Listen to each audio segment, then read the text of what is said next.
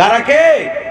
যে মা খালা নিজের স্বামীর সাথে ঝগড়া করে, যে মায়েরা খালারা নিজের স্বামীকে কষ্ট দেয়, যে মায়েরা খালারা নিজের স্বামীর আদব করে না, যে মায়েরা খালারা নিজের স্বামীর সেবা করে না, ওই জান্নাতে হুরেরা ডাক দে বলে, ওরে খালেদা জায়দা সাফিয়া হালেমা তোরা শুন রে, এই তোদের স্বামী যে তোদের বাড়িতে আছে, এই তোদের স্বামী যে তোদের ঘরে আছে রে, এরা বেশি দিনকার মেহমান নয় রে, এরা বেশি দিনকার তোমাদের কাছে মেহমান নয়। এদের জীবনকাল 80 বছর হবে, এদের জীবনকাল 50 বছর হবে, এদের জীবনকাল 100 বছর হবে, এদের জীবনকাল 40 বছর হবে। এই জন্য এই পিপরা ধানগাঁও এলাকার মায়েরা খালারা শুনে নিন, ওই জান্নাতে মেয়ে ছেলেরা ডাক দিবার বলবে, এ মেয়ে ছেলেরা, দুনিয়ার নারীরা তোমরা শোনো, খবরদার তোমাদের স্বামীকে তোমরা কষ্ট দিও না, খবরদার তোমার স্বামীকে তোমরা গাল দিও না, খবরদার তোমরা তোমার স্বামীর সামনে সম্মান করে কথা বলিও না, খবরদার তোমরা তোমার স্বামীকে খুশি রাখবে, কারণ এই দুনিয়ার কিছুদিনের জন্য মেহমান, এগুলা হলো আমাদের স্বামী, এগুলা হলো আমাদের পুরুষ।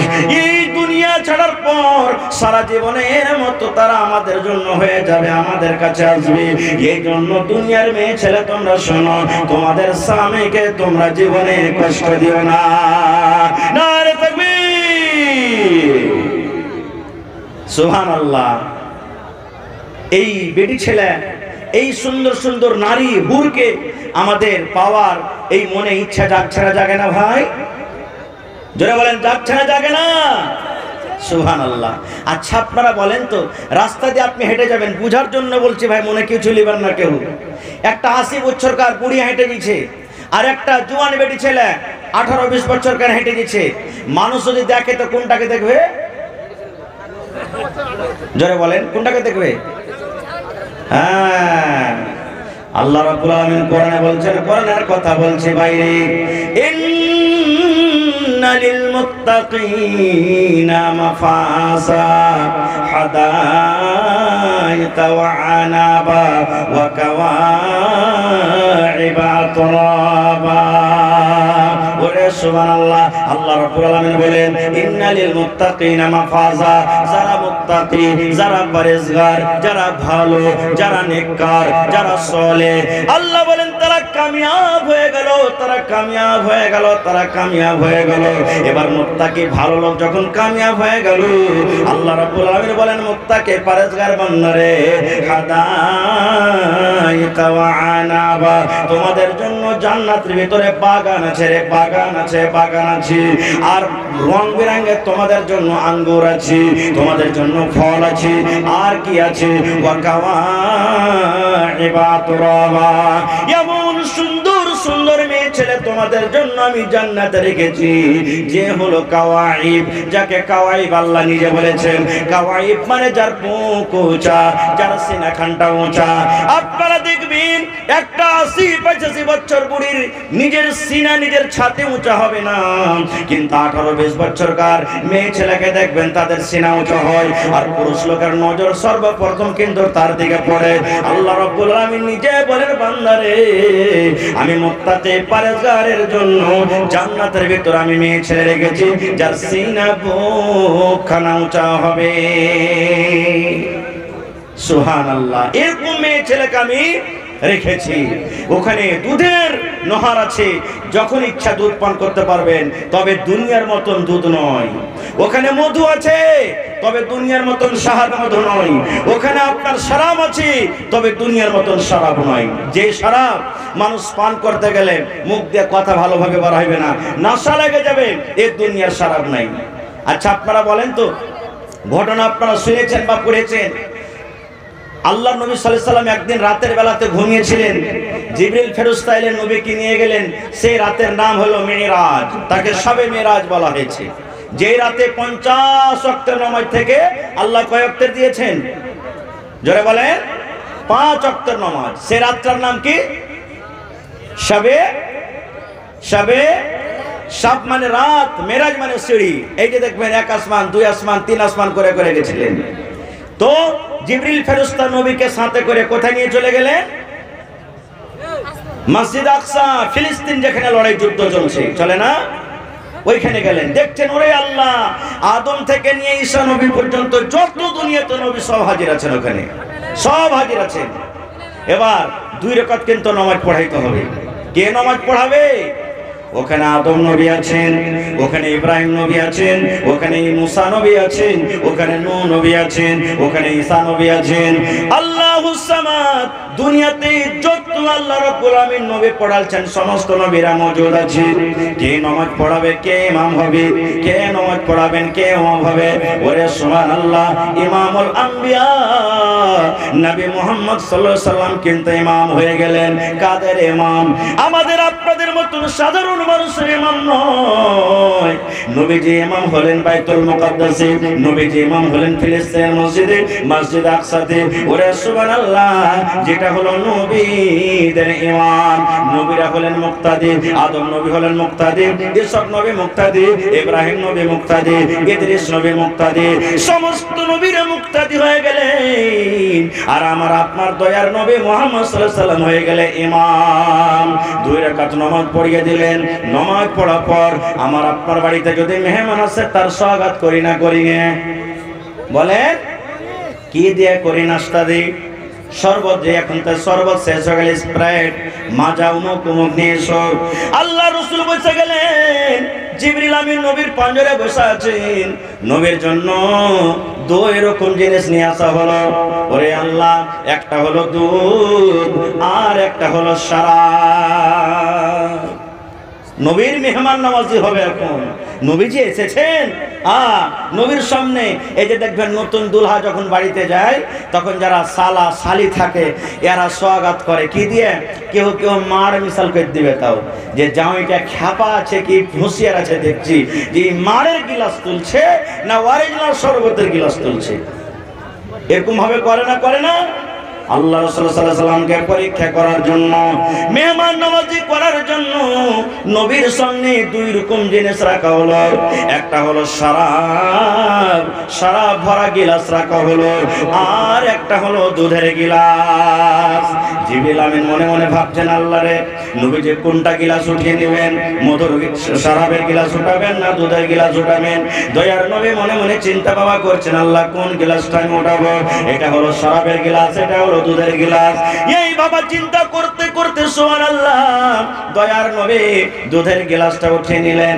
এবার দুধ পান করতে লাগলেন। জিবরিল আমিন দাঁড়িয়ে বললেন, ইয়া রাসূলুল্লাহ, আপনি কামিয়াব হয়ে গেলেন নবী গো, আপনি ফিতরাতের প্রতি আছেন, আর আপনি এই দুধের গিলাস আপনি তুলেছেন, ভালো করলেন। তবে ওই শরাব বলতে জান্নাতের শরাব, দুনিয়ার কিন্তু শরাব নয়। তবে জান্নাতের ভিতরে শরাব আছে, দুনিয়ার মতন শরাব নয়।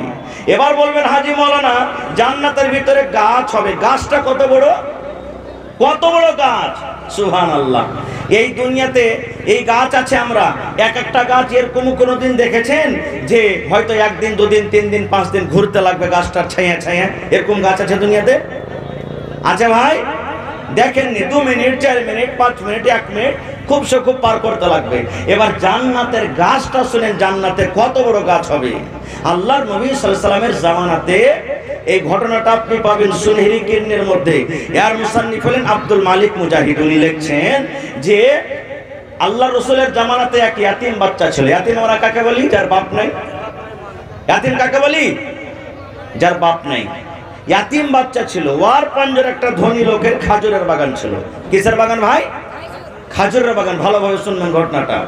এবার যখন হাওয়া চলতো, পাঞ্জরে পাঞ্জরে যখন খাজুরের বাগান, তো এর খাজুর কিছু ওর ভিতরে যেত, ওর খাজুর কিছু এর ভিতরে আসতো। ইয়াতিম ছেলেটা বলছে যে না, এটা ঠিক হয় না, কখন হয়তো ওর খাজুর আমার দিকে বেশি আসবে আর আমার খাজুর ওর দিকে বেশি চলে যাবে, না আমি বেড়া দিয়ে ঘিরে দেবো। কি দিয়ে ঘেরবো? বেড়া, যাকে বাউন্ডারি বলা হয় ইংলিশে। আমি বাউন্ডারি করে দেবো, চাহার দেওয়ারি করে দেবো, যাতে ওর গালা ওর ভিতরে থাকে, আমার খাজুর আমার ভিতরে থাকে। এই যে বেড়া দিয়ে ঘেরতে বাউন্ডারি তুলতে গিয়ে ধনী লোকটার একটা খাজুর কিন্তু এই ছেলেটার দিকে বেশিখানি চলে আসছে, ইয়াতিম বাচ্চার দিকে চলে আসছে।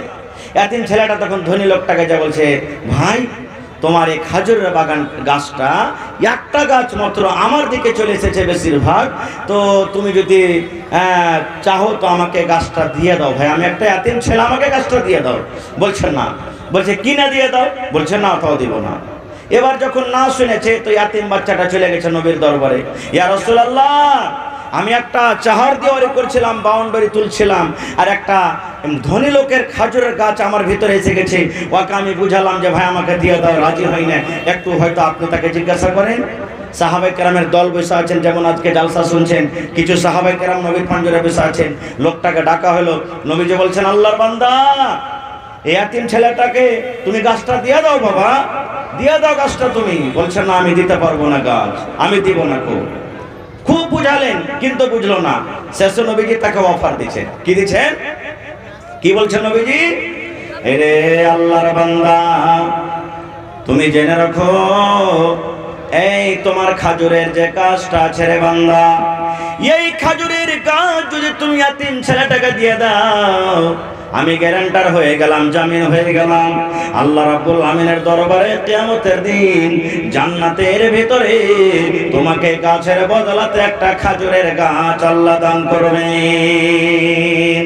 এরে আল্লাহর বান্দা, দিয়ে দাও, দিয়ে দাও, ইয়াতিম বাচ্চাকে তুমি গাছটা দিয়ে দাও, ইয়াতিম ছেলেটাকে তুমি গাছটা দিয়ে দাও। ইয়াতিম ছেলেকে তুমি গাছটা যদি দিয়ে দাও, আল্লাহ রাব্বুল আমিন এই গাছের বিনিময়ে তোমাকে জান্নাতের ভিতরে একটা গাছ দান করবেন। বলছেন না আমি দিব না। খুব ওরে আল্লাহ, সাহাবায়ে কেরামের মধ্যে যারা বসেছিলেন তার মধ্যে একজন সাহাবী ছিলেন আবু দাহদা রাদিয়াল্লাহু তাআলা আনহু। ওর কথা শুনে ওর রুহ খাড়ো হয়ে গেল। ওরে আল্লাহ, এই লোকটা কত কপাল পোড়া রে, এই লোকটা কত হতভাগা রে, যে একটা যদি গাছটা দিয়ে দেয় ছেলেটাকে, তো ওর বদলাতে আল্লাহ জান্নাতের ভিতরে গাছ দান করবে। সুবহানাল্লাহ। এবার ও ইনকার করে দিয়েছে যে না আমি দেব না। ওই আবু দাহদা নামে সাহাবীটা তখন রাসূলকে বলছেন, আল্লাহ রাসূল একটা কথা বলবো। বলছে কি? বলছে নবীজি, লোকটা গাছ দিলেন না, কিন্তু যদি ওই গাছটা কেউ খরিদ করে দিয়ে দেয় এই ছেলেটাকে, চাহে যে কিছু লাগুক, তো আপনি তাকে কিয়ামতের দিন জান্নাতের ভিতরে গাছটা দেওয়াইতে পারবেন? বলছে হ্যাঁ। যেমন কথাটা বলা, আর মজলিসে রুকলেন না, বিজলির কারেন্টের মতন বাড়ির দিকে রওনা হয়ে গেলেন। দৌড়াতে দৌড়াতে দৌড়াতে আবু দাহদা বাড়ির ভেতরে ঢুকে গেলেন। বাড়ির ভেতরে ঢোকার পর উম্মে দাহদা মানে নিজের বিবিকে বলছেন, বিবি রে, এই কেওয়ালাটা তুমি আমাকে দিয়ে দাও, এই খতিয়ানটা তুমি আমাকে দিয়ে দাও। বিবি বলছে, স্বামী গো, কেমন খতিয়ান আপনাকে দেব, কার খতিয়ান আপনাকে দিব? বলছে বিবি রে, এই আমার 700 খাজুরের বাগানে, 700 খাজুরের গাছের যে একটা বাগান আছে, ওই বাগানের ভিতরে তার বাড়ি আছে, ওই বাগানের ভিতরে সুন্দর একটা পুকুর আছে। এক নয়, দু নয়, তিন নয়, সুবহানাল্লাহ, একটাই বাগান, 700 খাজুরের গাছ লাগা আছে। বলছে বিবি রে, এই 700 খাজুরের গাছের বাগানওয়ালা কেওলাটা তুমি আমাকে দিয়ে দাও। এই জামানার মতন তো মহিলা নাই, কি করবে তুমি জি? 100 রকম সওয়াল করবে না ভাই। আল্লাহওয়ালি মহিলা কেওলা চাইলেন, স্বামী দিয়ে দিলেন, চলে গেল। দৌড়াতে দৌড়াতে দৌড়াতে গিয়ে নবীর সামনে বলছেন, ইয়া রাসূলুল্লাহ, আমি আবু দাহদা নবী গো, এই গাছটা খরিদ করার জন্য আমি এসেছি গো নবীজি। এই গাছ খরিদ করার জন্য নবী নয় গো, আমি জান্নাতের একটা গাছ লওয়ার জন্য আমি এসেছি। নবী বলছেন, কি তুমি এনেছো? এবার নবীজি বলছেন ওই ধনী লোকটাকে, আরে আল্লাহর বান্দা, এই আবু দাহদা তোমার কাছে এসেছি ওই গাছটা কেনার জন্য। এবার লোকটা বলছে, কি আছে বাগানে, কত বাগান আছে, কিংবা কেওলাতে কি আছে? এবার আবু দাহদা বলছেন, আল্লাহর বান্দা রে, দয়া করে তুমি ইয়াতিম বাচ্চাটাকে এই গাছটা দিয়ে দাও। আর আমার 700 খাজুরের গাছের একটাই বাগান আছে, তার মধ্যে আমার বাড়ি আছে, তার মধ্যে একটা সুন্দর পুকুর আছে যার পানি খুব মিষ্টি। ওই বাগানটা তোমাকে বাড়ি সহ পুকুর সহ দিয়ে দিব। আরে আল্লাহর বান্দা, তুমি ইয়াতিম ছেলেটাকে গাছটা দিয়ে দাও, আর এই কেওলা তুমি নিয়ে নাও, এই খতিয়ান আমার কাছ থেকে নিয়ে নাও। যেই বাগানে আমার বাড়ি আছে, আমার পানি পান করার জন্য একটা পুকুর আছে, এবং 700 খাজুরের গাছ লাগা আছে।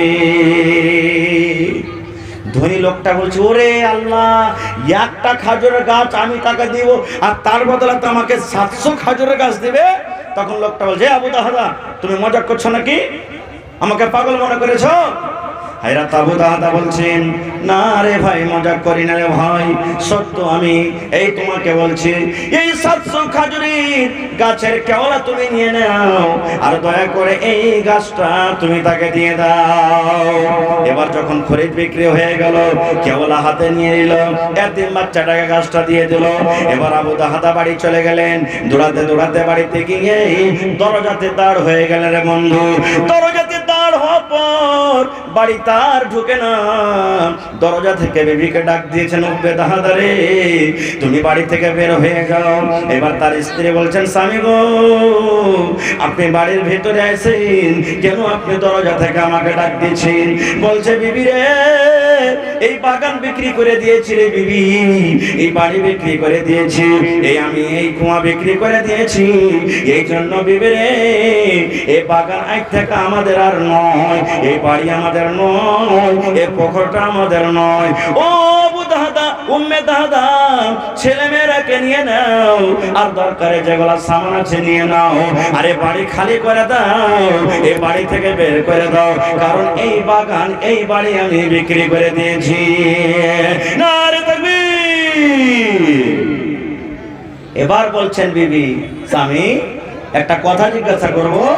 বলছে, কি? বলছে, কত টাকাতে আপনি বাগানটা বিক্রি করেছেন? কতটি টাকাতে আপনি বাগানটা বিক্রি করেছেন, আর কি কারণে করলেন? ওরে সুবহানাল্লাহ, দেখেন হযরত আবু দাহদার উত্তর।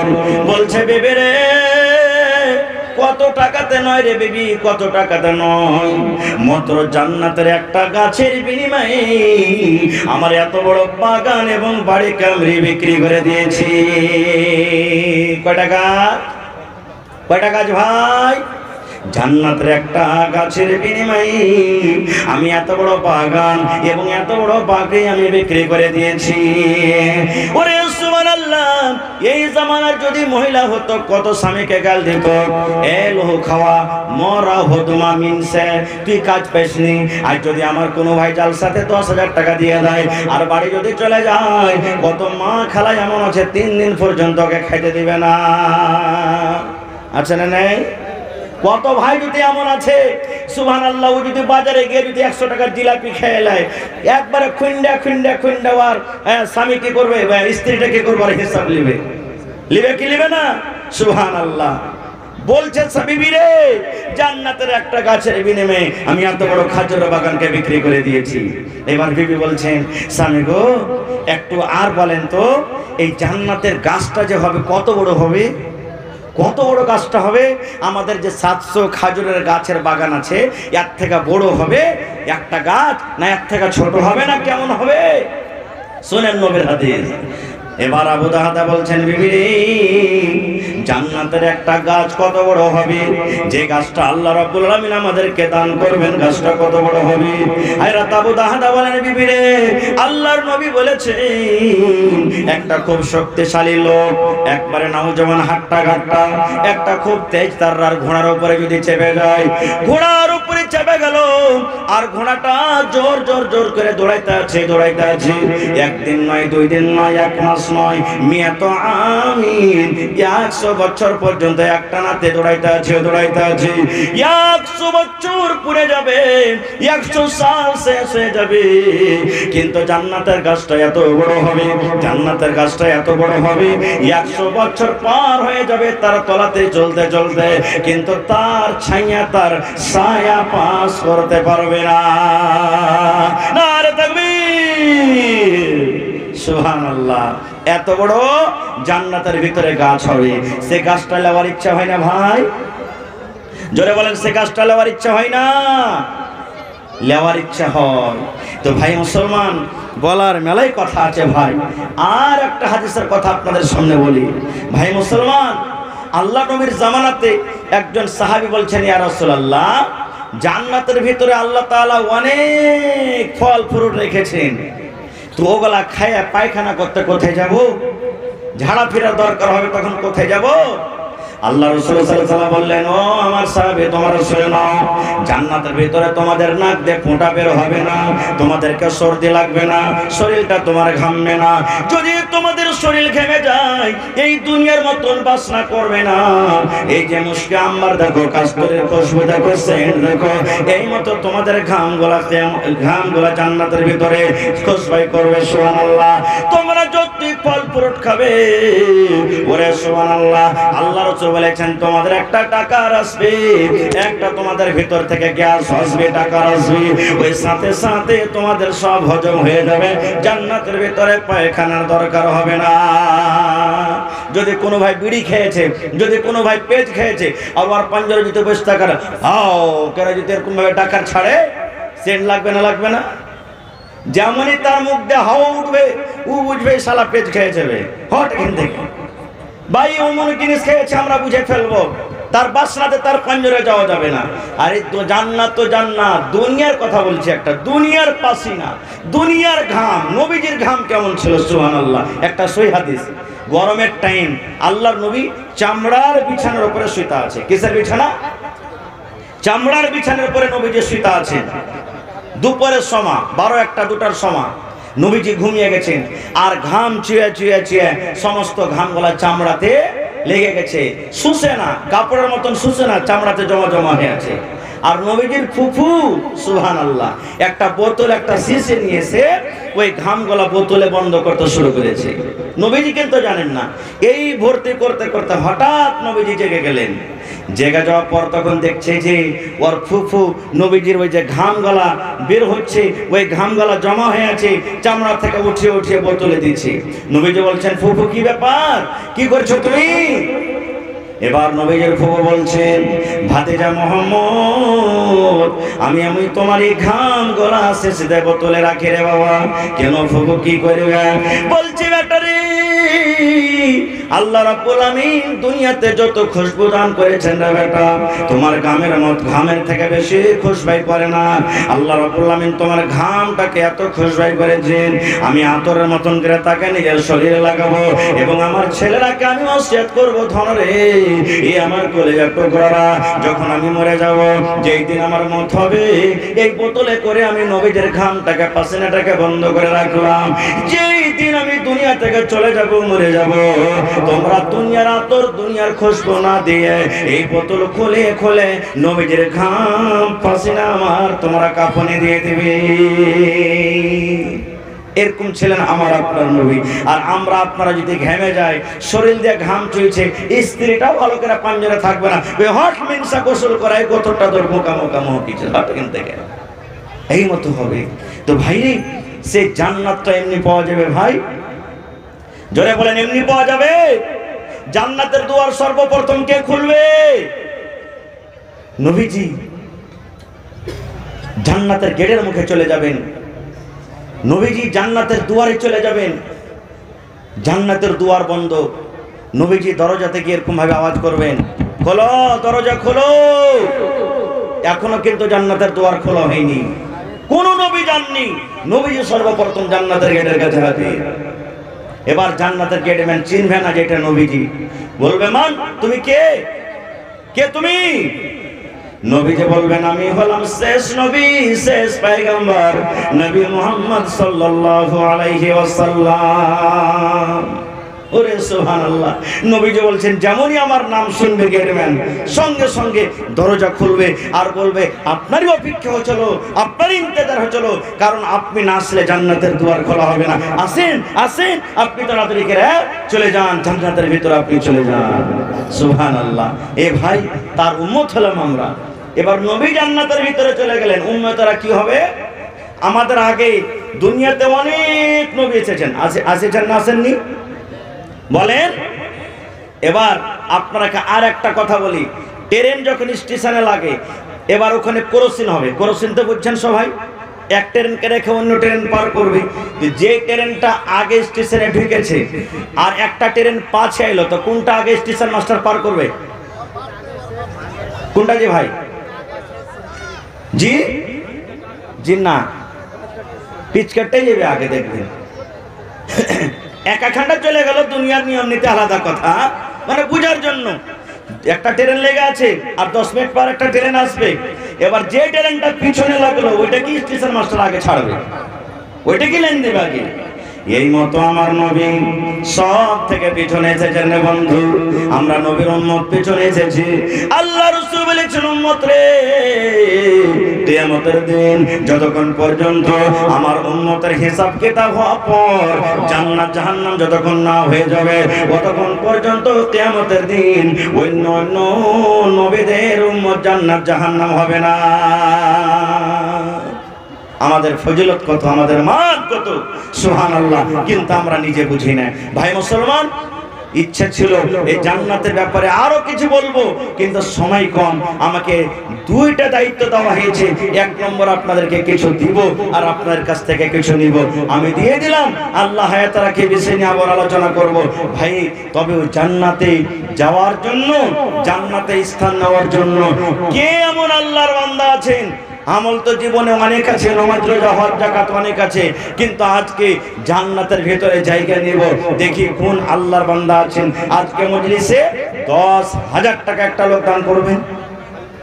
ওপর যত দিতে পারেন, 20, 25, 30, 40, 50 লাখ, মানা নাই, দিতে পারেন শক্তি হিসাবে। কিন্তু দেখি কোন আল্লাহর বান্দা আছেন, মাওলানা আমার মা কবরে চলে গেছেন, আব্বা চলে গেছেন, জানি না তারা কবরে কি হালাতে আছে, আমি 10,000 টাকা একটা কলম দেখতে চাই।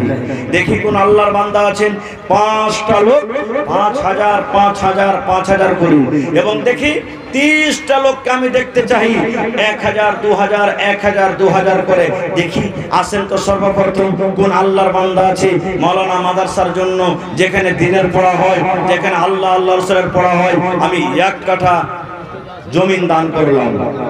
মা খালারাকে বলবো, কানের নাকের এই আংটি হার পার পায়াল ফুলে ফুলে আপনারা দিয়ে পাঠান।